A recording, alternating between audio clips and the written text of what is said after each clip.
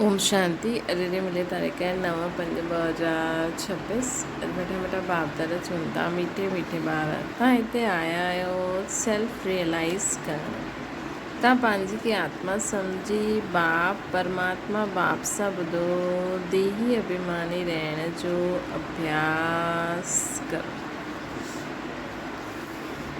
प्रश्न कई बार ॿारनि सां कोई पुछंदा आहिनि कि आत्मा जो साक्षात्कार कयो आहे त तव्हां उन्हनि खे कहिड़ो उत्तर ॾींदा आहियो। कई बार ॿारनि सां कोई पुछंदा आहिनि मतिलबु तव्हां खां कि तव्हां आत्मा जो साक्षात्कार कयो आहे त तव्हां कहिड़ो उत्तर ॾींदा आहियो। चओ हा असां आत्मा जो साक्षात्कार कयो आहे। आत्मा ज्योतिर्बिंदु आहे। आत्मा में सुठा व बुरा संस्कार आहिनि। आत्मा जी सॼी नॉलेज हाणे असांखे मिली आहे।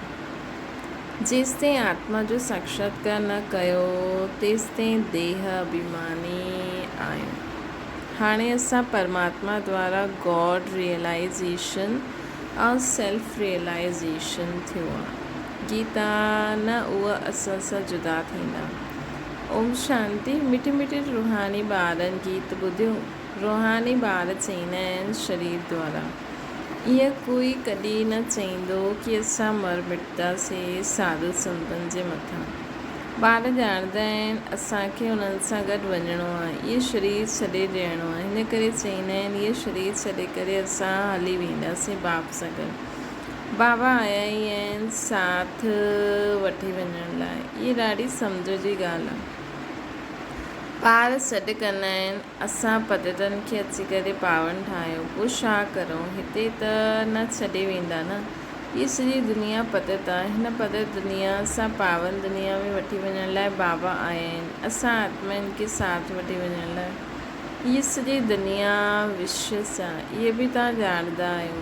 तव्हां कंहिंखे विकारी पतित चईंदा आहियो त बिगड़ी पवंदा आहिनि। मनुष्य खे सम्झाइणो युक्ति सां आहे। महिमा करणी आहे हिकु बाप जी। हाणे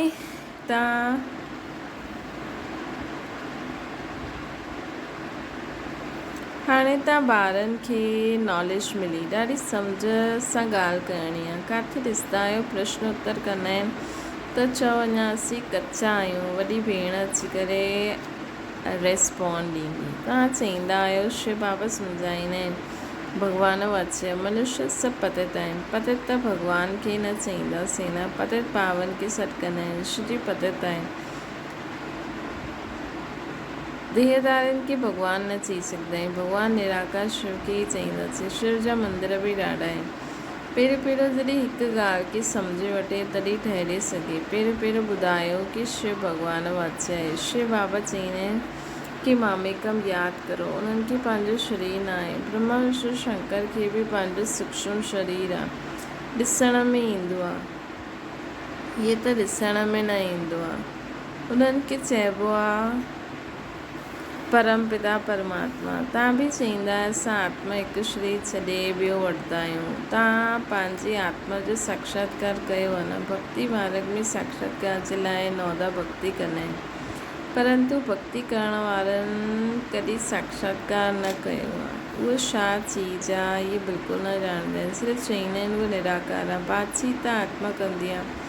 संस्कार बि आत्मा में रहंदा आहिनि। आत्मा निकिरी वञे त न आत्मा न शरीर ॻाल्हि करे सघे। आत्मा बग़ैर शरीर कुझु न करे सघंदी आहे। पहिरियों त आत्मा खे पहचानणो आहे ऐं बाप द्वारा ई बाप खे पहचाने सघंदा आहियूं। आत्मा खे परमपिता परमात्मा जो साक्षात्कार हीअं थी सघंदो आहे जबकि पंहिंजे खे ई न ॼाणे सघंदी आहे ॾिसी सघंदी आहे। भले चईंदा आहिनि चमकंदो अजब सितारो। परंतु इहे कंहिंखे पतो न आहे कि आत्मा में 84 जन्मनि जो पाठ नूंदल आहे।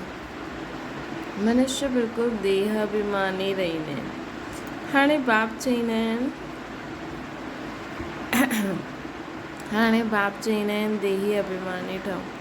पंहिंजे खे आत्मा सम्झी पोइ मुंहिंजे द्वारा ॿुधो। ॿुधण वारी आत्मा आहे। आत्मा खे ॿुधाइण वारो परमात्मा खपे, मनुष्य खे सम्झाइण वारो मनुष्य ई हूंदो। इहा आत्मा जो ज्ञान कंहिंखे आहे न, इन करे चईंदा आहिनि पहिरियों आत्मा खे ॼाणो, सेल्फ रियलाइज़ करो। आत्मा ख़ुदि ई चईंदी आहे। आत्मा खे असां रियलाइज़ कीअं करूं, इहो थोरी कंहिंखे पतो आहे असांजी आत्मा में कीअं सॼो पार्ट भरियलु आहे। साधु सन्यासी आदि कोई ॿुधाए न सघे। बाबा खे अची करे ॿारनि खे सेल्फ रियलाइज़ कराइणो पवंदो आहे। बाबा चईंदा आहिनि पंहिंजी खे आत्मा सम्झी मुझ निराकार परमपिता परमात्मा सां ॿुधो। आत्मा परमात्मा जॾहिं मिले तॾहिं ॻाल्हि करे सघे। दुनिया खे पतो ई न आहे कि परमपिता परमात्मा कॾहिं ईंदा आहिनि, कीअं अची करे सम्झाईंदा आहिनि। न ॼाणण जे कारण मतभेद में अची वेंदा आहिनि।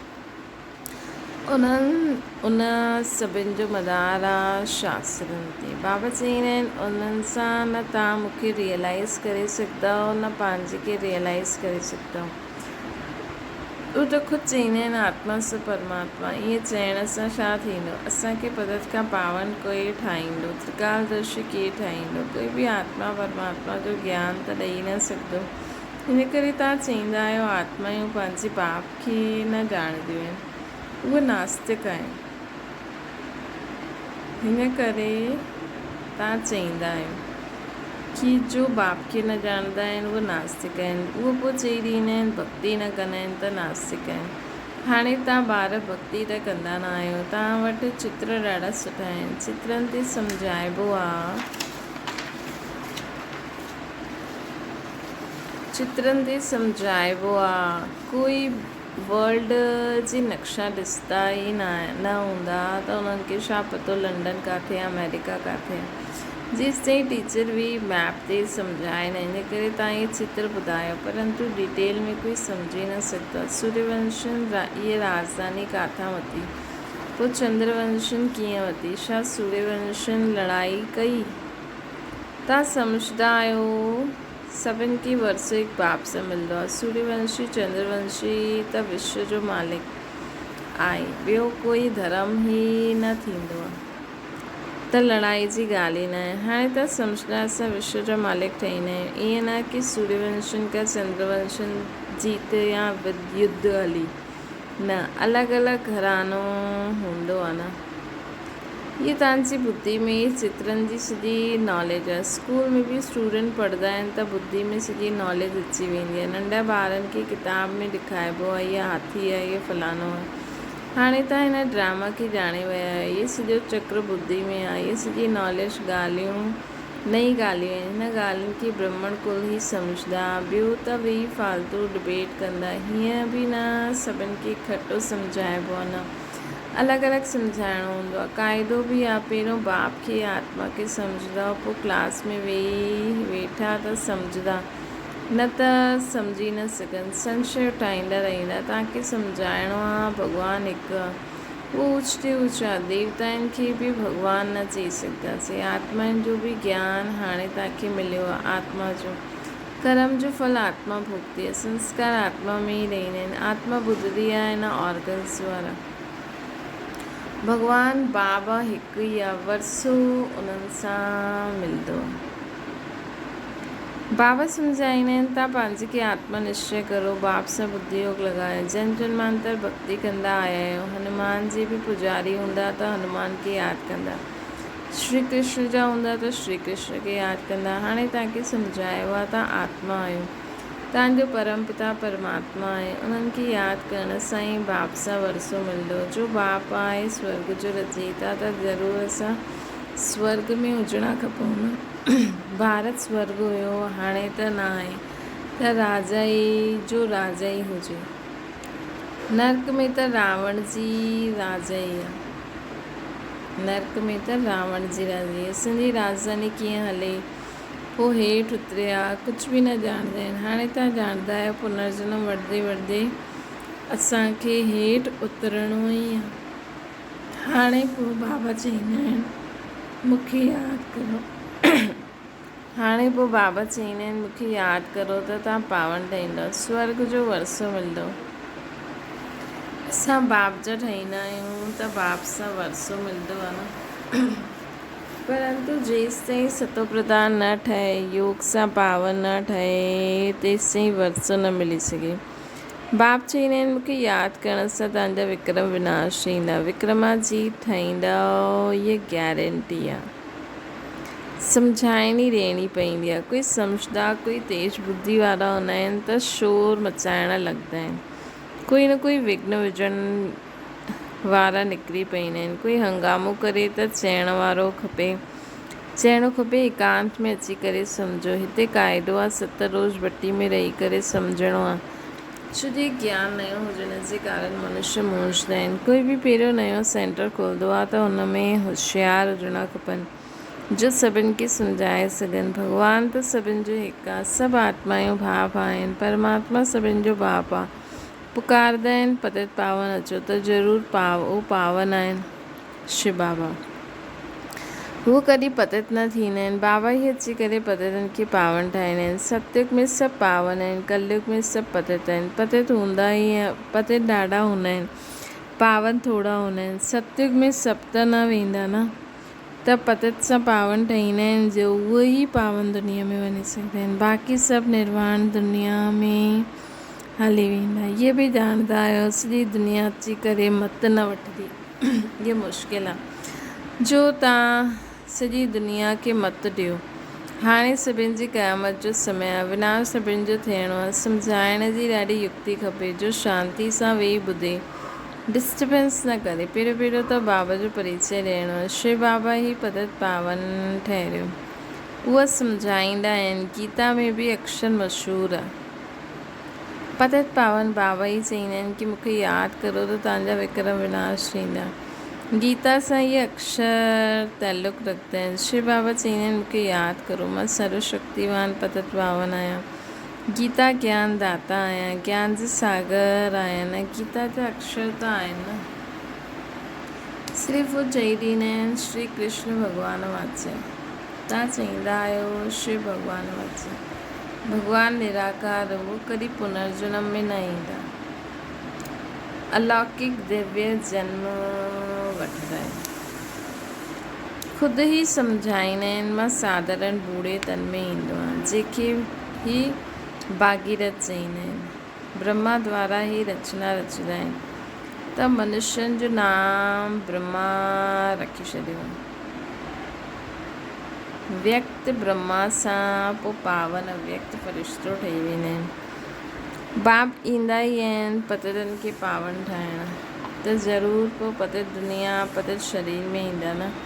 इहे डिटेल जी सम्झानी आहे। पहिरियों त सम्झाइणो खपे। भॻवानु चईंदा आहिनि कि कल्प पहिरियों मुआफ़िक़ मूंखे यादि करो त तव्हांजा विक्रम विनाश थींदा, पतित सां पावन ठहो। ॻाईंदा आहिनि पतित पावन अचो। गंगा त आहे न, तव्हां पुकारदा आहियो त ज़रूरु काथां खां ईंदा। पतित पावन ईंदा आहिनि पतित खां पावन ठाहिण जो पाठ वॼाइण। बाबा चईंदा आहिनि तव्हां पावन हुयो, पोइ तव्हांजे में खाट पई, उहो योग बल सां निकिरंदी।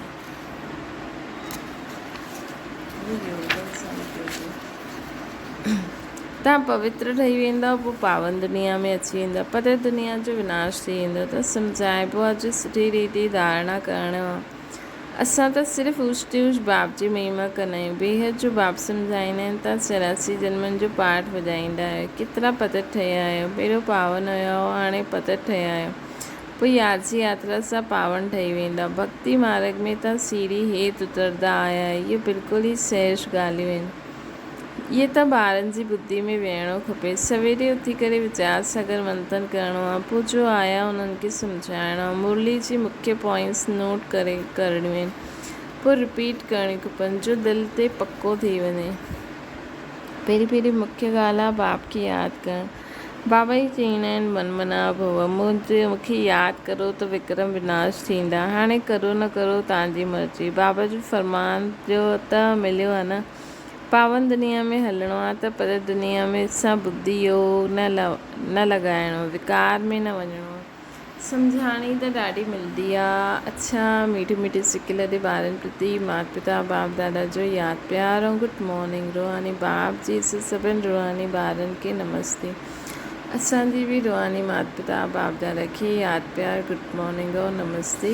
दाना जे लाइ मुख्य सार सवेरे सवेरे उथी करे वीचार सागर मंथन करिणो आहे। बाबा जो ॿुधाईंदा आहिनि उनखे नोट करे रिपीट करिणो आहे, ॿियनि खे ॿुधाइणो आहे। सभिनि खां पहिरियों बाप जो ई परिचय ॾियणो।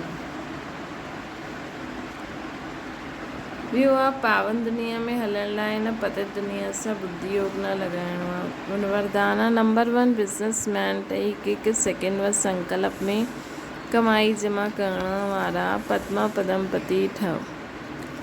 नंबर 1 बिज़नेसमैन उहे आहिनि जो स्वयं खे बिज़ी रखण जो तरीक़ो ॼाणंदा आहिनि। बिज़नेसमैन अर्थात जंहिंजो हिकु संकल्प बि व्यर्थ न वञे, हर संकल्प में कमाई। जीअं वो बिज़नेसमैन हिकु हिकु पैसे खे कार्य में लॻाए करे पदम गुणा ठहिया आहिनि, ईअं तव्हां हिकु हिकु सेकेंड संकल्प कमाई करे करे ॾेखारियो, तॾहिं पदमपति ठहींदा। इन सां बुद्धि जो भटकणु बंदि थी वेंदो, व्यर्थ संकल्पनि जी कंप्लेन बि समाप्त थी वेंदी। स्लोगन आहे जो मांगदो आहे वो ख़ुशी जे खज़ाने सां संपन्न न थी सघंदो आहे। अव्यक्त इशारो सदा मास्टर सर्वशक्तिवान जी सीट ते सेट रहण वारा ई अचल अडोर रहंदा आहिनि। बाप दादा चवंदा आहिनि ॿार शरीर बि हली वञे लेकिन ख़ुशी न वञे। पैसो त हुनजे अॻियां कुझु न आहे। जंहिं वटि पैसो, जंहिं वटि ख़ुशी जो खज़ानो आहे हुनजे अॻियां अगरि कोई वॾी ॻाल्हि, हुनजे अॻियां कोई वॾी ॻाल्हि न आहे। सदा सहयोगी ॿारनि सां गॾु सहयोगी ॿारनि सां गॾु बाप दादा रहंदा आहिनि, इन करे घबराइण जी कोई ॻाल्हि न आहे। अच्छा, ओम शांति। बाबा खे यादि करो।